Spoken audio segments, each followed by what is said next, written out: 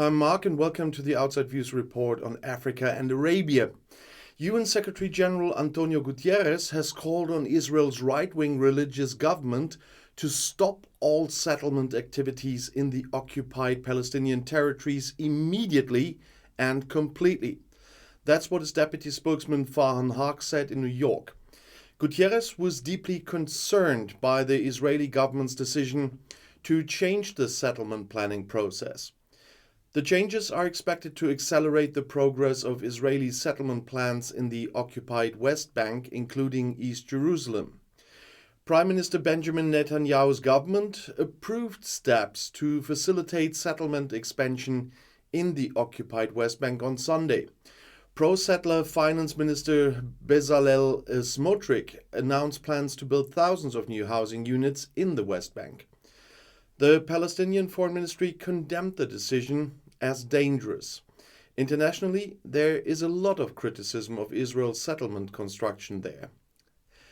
Guterres is also deeply concerned that the Israeli authorities plan to build more than 4,000 settlement units over the next week, as Haq said, according to the UN statement. The settlements represented a blatant violation of international law. They are a major obstacle to the realization of a visible or viable two-state solution and a just, lasting and comprehensive peace, he said. At least 5 Palestinians were killed in a fierce firefight with the Israeli army in Jenin on the occupied West Bank on Monday. Jenin is considered a stronghold of militant Palestinians.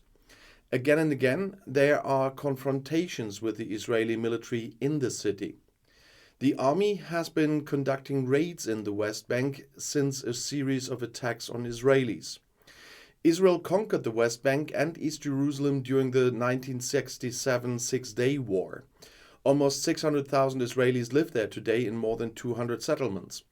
In 2016, the UN Security Council labeled these settlements a violation of international law and called on Israel to halt all settlement activities. The Palestinians want to set up their own states in the West Bank, also the Gaza Strip and East Jerusalem. And in Israel, tens of thousands of people took to the streets again on Saturday evening to protest against the controversial judicial reform as well.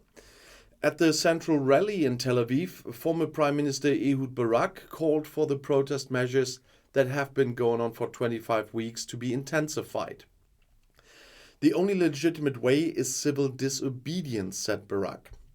The right-wing conservative Prime Minister Benjamin Netanyahu initially suspended plans to restructure the judicial system in March after massive pressure. However, months of negotiations between the government and the opposition did not result in an agreement. A week ago, Netanyahu then announced that he would continue to press ahead with a reform despite the massive protests.